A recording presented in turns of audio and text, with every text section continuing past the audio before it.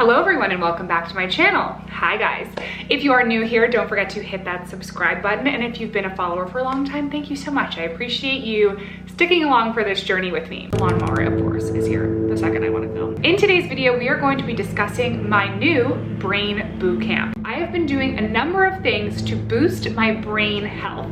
You can call it mental health, brain health. I recently went in for a brain scan and I got some results that I was not so happy with. I actually don't recommend getting one of these scans. I only did it because I was really struggling with my memory, but I feel like you get so much information that you really don't need. So of course this was quite stress and anxiety inducing to get this scan, but the good thing that has come out of this, I've been doing a lot of really good things for my brain every single day. And because I was so stressed about it and so worried about this, I have really been sticking to them. I am so proud of myself. So in this video, I'm going to be sharing with you the 9 things that I have been doing to boost my brain health and performance and just general health as well. The first one, don't let me lose you yet. Don't leave yet. I have been meditating every single day. I could never meditate. I would sit there and get so mad at myself that I could not meditate, that I would miss the entire 10 minutes because I was like, you suck at meditating. Did you know that you suck at meditating? And then the meditation would be over and I'd be like, wow, you can't even do this for 10 minutes. I'm using the Calm app. I really like the Calm app. I do the daily Calm every single day. They tell you not to be judgmental, okay? So the point is, I just continue to try to return to my breath and return to the moment. All I like to do is say, now I breathe in and now I breathe out, or I count my breaths. So I say, you know what? I'm gonna try to just do 20 deep breaths. Sometimes that's all I get to, but it still counts. But the Calm app has really, really helped me, and meditation is really, really good for your brain. It's also so good for you, like emotionally, mentally, physically, spiritually, all of the things. My other tip for meditation, I don't know why I felt like I needed to like go sit on a pillow and be in like a special room. I just wake up and do it in bed. I literally wake up, I grab my phone and I put it on. I think it has taken me like 10 to 15 times to be like, I think I get this. Like I get why people do it. I get why it feels good, and I kind of get why it could be beneficial.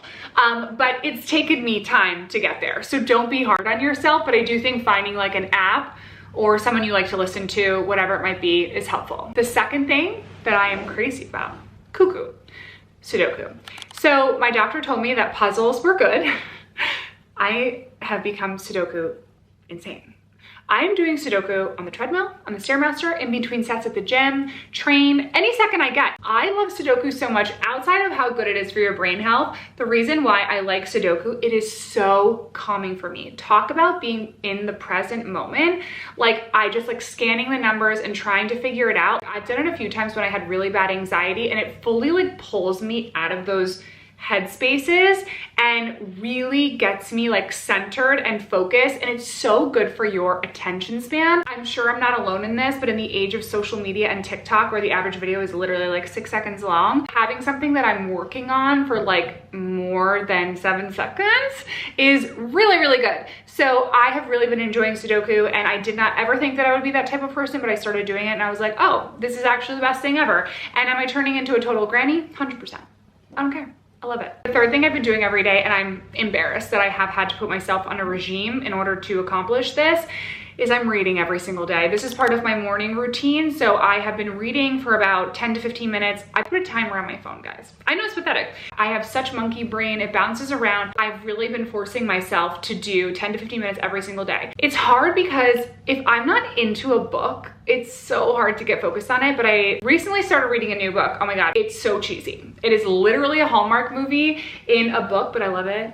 Like I literally love it, and it makes me so happy, and it's so cozy and cute and romantic, and I get excited to read it, and that has really been helping me to stick to my reading routine. I'll flash it here, but reading every single day. The next thing that I have been doing 3 times a week is I have been using the sauna. We're very lucky. I have a sauna in our house because Kyle is sauna cold plunge obsessed. Benefits of doing the sauna, again, this is from the internet. I am not a doctor. Boosts mood and reduces depression, lowers stress and cortisol, it may lower risk of dementia, improve sleep, increase cerebral blood flow. So my doctor did tell me to do this, and I have been doing it 3 times a week. It's really nice because the gym that we go to, it's even hotter. I think it goes up to like 200 degrees.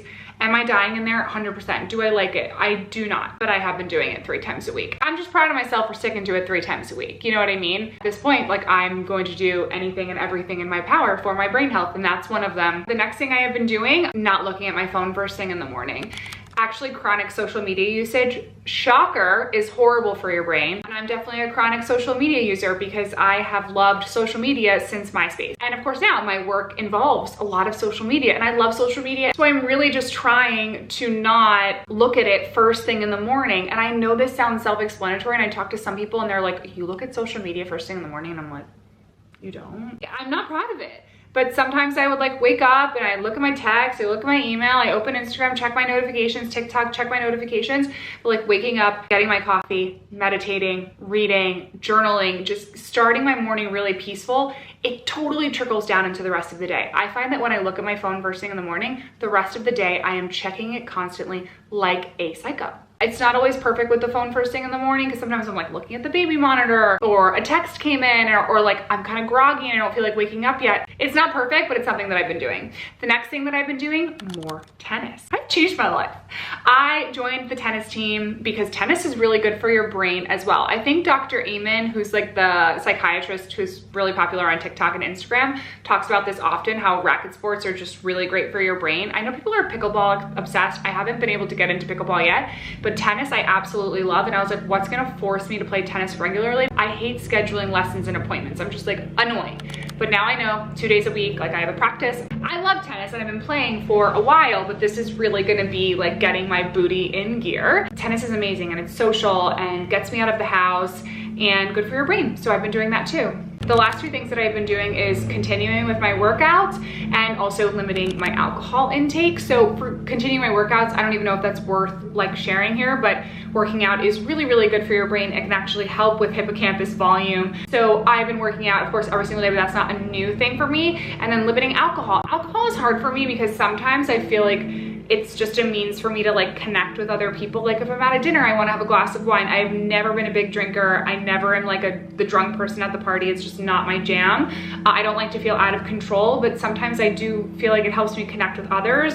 But I've really limited it to like date night with Kyle, and sometimes that's it. I also just feel so much better not drinking alcohol. But of course, like alcohol is horrible for your brain. So add it to the list of things that I am doing for my brain health.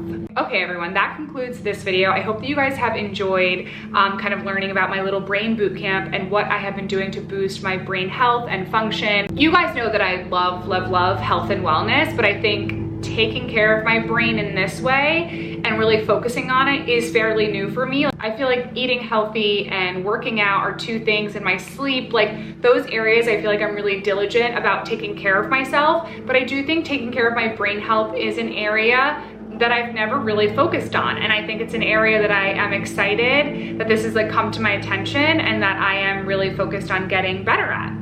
So I hope that you guys found this information helpful and informative. Remember, I am not a doctor. Like I got this information and advice from my doctor, but if you want to look further into any of these things, by all means, do your own research, talk to a doctor. Anyway, thank you so much for watching this video. I hope that you enjoyed hearing about this. I'll keep you posted on my brain health journey, and let me know in the comment section below what else you would like to see next from me, and I'll see you guys next time.